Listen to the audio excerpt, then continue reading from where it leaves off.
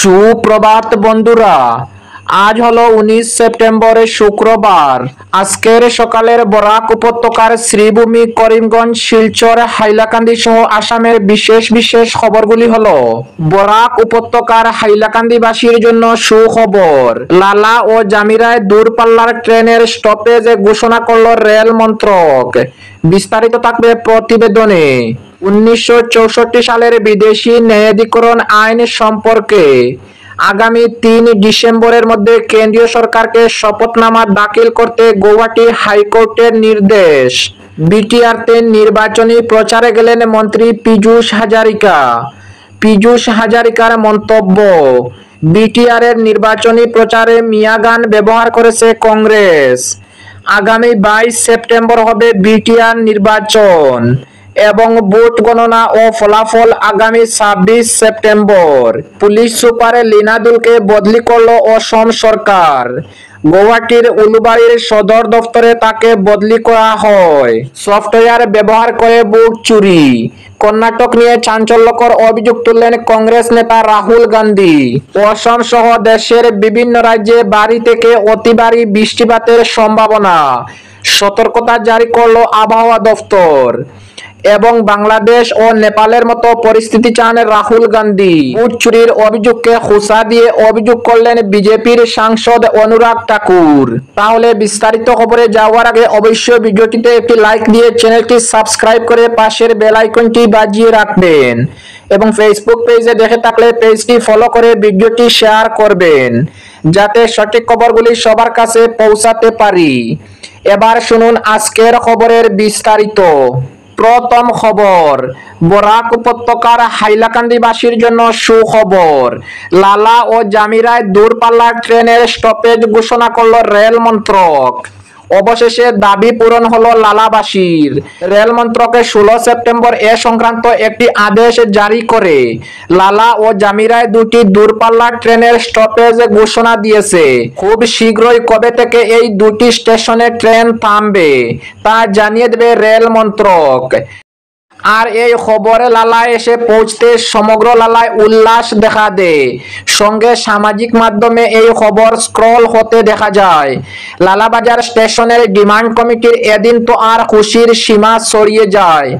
এদিন সন্ধ্যায় demand committee এক সভায় বসে রেল মন্ত্রক সহ স্টপেজের দাবিতে যারা সহযোগিতা করেছেন তাদের প্রত্যেককে ধন্যবাদ জ্ঞাপন করে।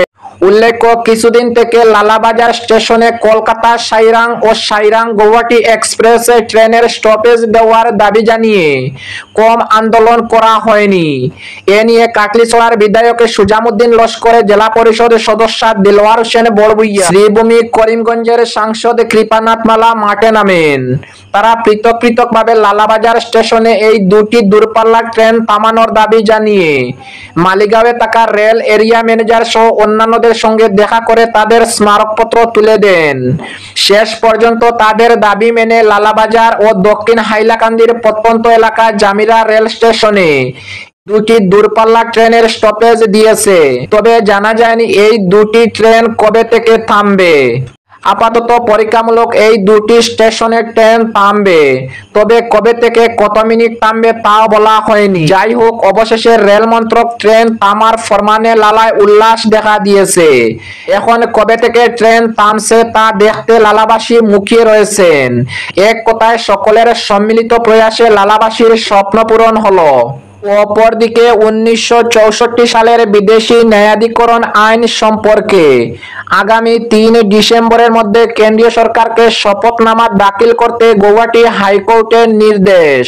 1964 সালের বিদেশি ন্যায়াধিকরণ আইনকে প্রত্যাখ্যান জানিয়ে দাখিল করা একটি জনস্বার্থ জড়িত আবেদনের শুনানি গ্রহণ করে গতকাল গৌহাটি হাইকোর্ট এ সম্পর্কে আগামী 3 ডিসেম্বরের মধ্যে কেন্দ্রীয় সরকারকে শপথনামা দাখিল করার নির্দেশ দিয়েছে। অসম জাতীয়তাবাদী যুব ছাত্র পরিষদের প্রাক্তন উপসভাপতি পলাশ রঞ্জন বড়ুয়ার দাখিল করা আবেদনের ভিত্তিতে গৌহাটি হাইকোর্ট এই নির্দেশ দিয়েছে।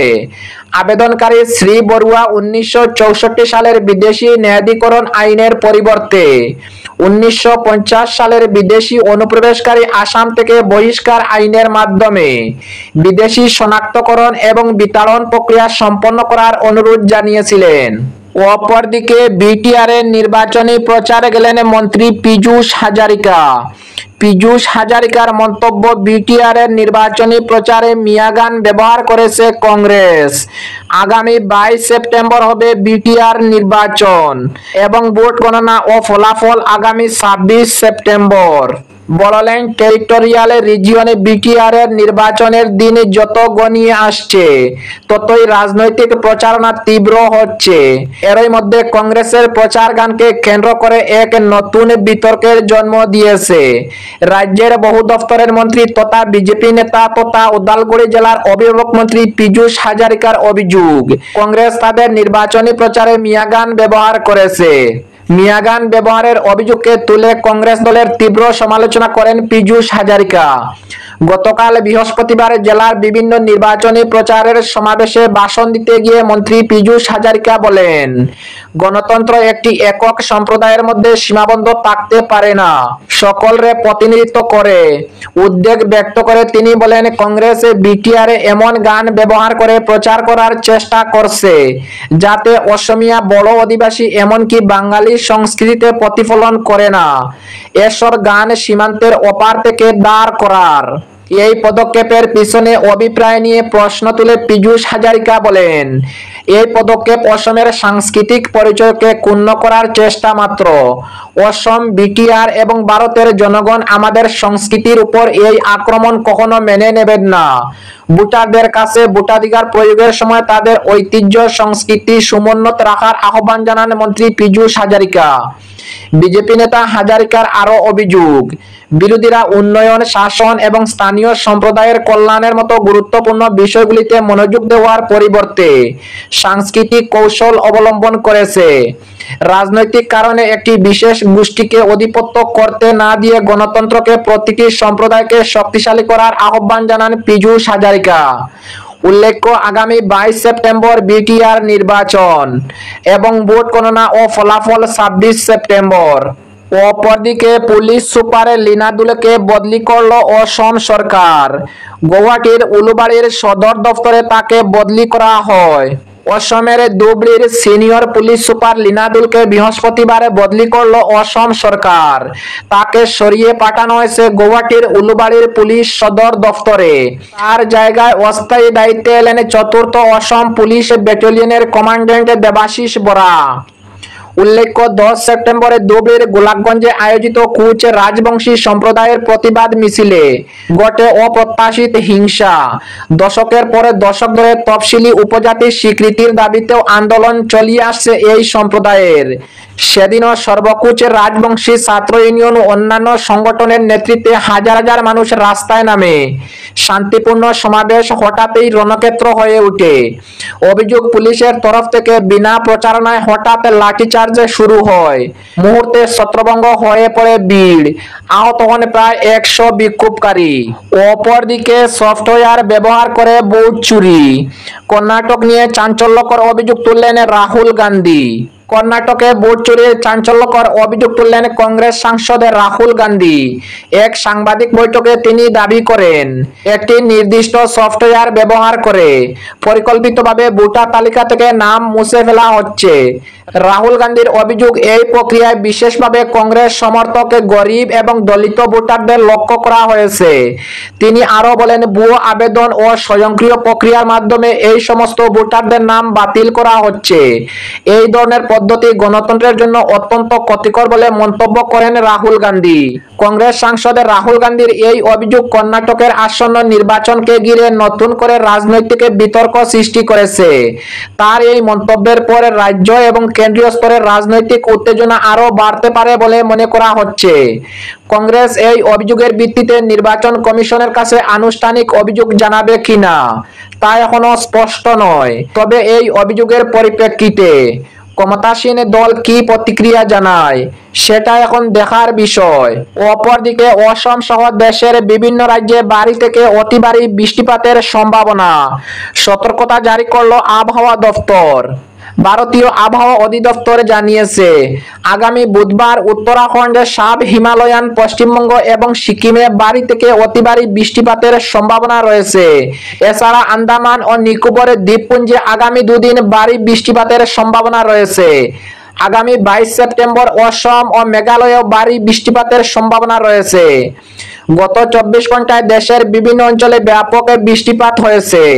হিমাচল প্রদেশ, উত্তরাখণ্ড, পূর্ব মধ্যপ্রদেশ, সাব হিমালয়ান, পশ্চিমবঙ্গ, বিহার, মেঘালয়, তেলেঙ্গানা এবং রায়ালসীমার কিছু বিচ্ছিন্ন স্থানে অতি ভারী বৃষ্টিপাতের রেকর্ড করা হয়েছে। অন্যদিকে হরিয়ানা, উত্তরপ্রদেশ, পশ্চিম মধ্যপ্রদেশ, অসম, উড়িষ্যা, গুজরাট, কোকণ, মধ্য মহারাষ্ট্র, কর্ণাটক এবং তামিলনাড়ুর বিভিন্ন স্থানে ভারী বৃষ্টিপাত হয়েছে।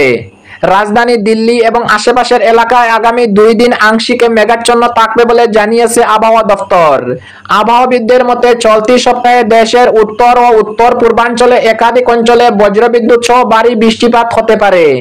মৌসুমী বায়ু এখনো সক্রিয় রয়েছে এবং এটি বর্ষার শেষ পর্বে ভারী বৃষ্টির পরিবেশ তৈরি করতে পারে।